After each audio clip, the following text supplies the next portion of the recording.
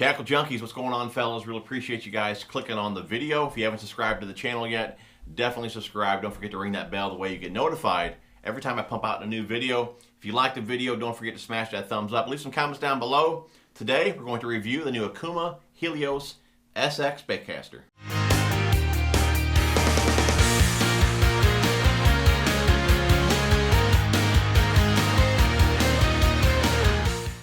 If you guys are new to the channel, you'll notice I don't do reel reviews like the next guy. Okay, I really don't go over any specs that are on the box. That's something you can look up online on your own. I feel it's my job to tell you guys, is the reel any good? Is it worth the money? You know, basically my opinions on the reel, not so much the specs on the box, okay?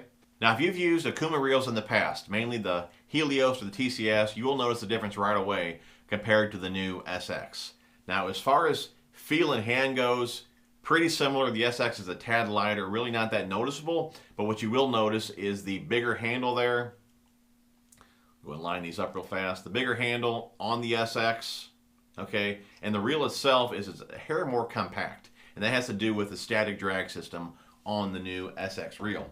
Now, let me show you what that is, okay? TCS reel here, as I tighten the drag, look at the distance between the top of the drag star and the underside of the handle.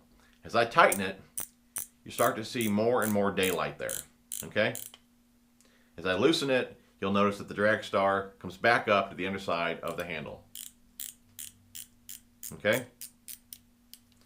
On the SX here, you'll notice, as I tighten the drag star or loosen it, the drag star itself is not moving up and down. Now, the parts are moving internally, but again, the drag star itself is not moving, which keeps the reel more compact. That, accompanied with a bigger handle, it makes for a fantastic power fishing reel.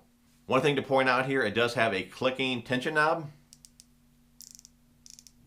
I know some guys like that, some guys don't. It's never really been a deal breaker for me. I don't really care one way or the other. If you like it though, the SX does have a clicking tension knob. You'll also see here, it's got a number 11 here down on the bottom. 11 bearing system versus a 9 bearing system, okay?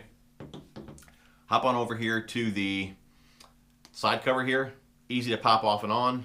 You just push it down, okay? Then you pull it back up, just like so. There's no pins or anything like that to pop, no switches that you got to pull or whatever. You just simply push it down and you're good to go there, okay? Braking system a little bit different than before. It's got 6 pins versus that dial system that they did have before. Again, you can just push them up, pull them down to turn them off and on. And you'll also notice it does have a disengaging spool shaft, okay? Less weight on the spool, again, which will get you guys a little bit further cast. And again, it is a very far casting reel. I've definitely noticed that compared to the TCS. The TCS is a long caster as well, but I do believe the SX here will outcast it all day long. Okay guys, now it's time to discuss what separates the Okuma reels from other reels that I've used in the past. Now you guys do know I do review other reels from time to time, and I really like to do that to really help back up what I'm saying. If I'm just sitting here using one brand reel telling you how good it is, I really doubt you guys are going to believe me because I have nothing to compare it to. You know, again, over the years, I've used a bunch of different brands, a bunch of different reels, so I do feel I know what I'm talking about when it comes to reels and what reel is better for different situations, different baits, and things like that. The Okuma reels is one reel that I found that I feel can do it all. Now, of course, there's other reels that I feel can do that as well, but they come in at much higher than the SX price point here. This one here comes in at $220. The TCS comes in around $200. I'm not even sure how much longer this one will be available, but again, the SX comes in at $220, and at that price point, it's hard to find a reel that can do everything that these reels can do, from light line to heavy line, light lures to heavy lures.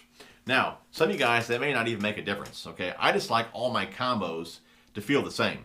If I'm gonna have a dozen combos out, I like them all to have the same reels, same rods, the way they feel the same. It doesn't really throw you off when you're switching lures, okay? The different weight, different reels, different feel will really throw you off throughout the day, and having all your combos feel the same is a big deal, but you gotta have a reel that can do all those different techniques. Again, like I said, from light line, light lures, heavy lures, power fishing, finesse, everything in between, these reels can do that, and all my combos pretty much feel the same. Got a couple here, you know, SX here on the new SX rod. And I gotta tell you what, guys, if you have not held the SX rod, pair it up with the SX reel, man, it's light as a feather, so comfortable.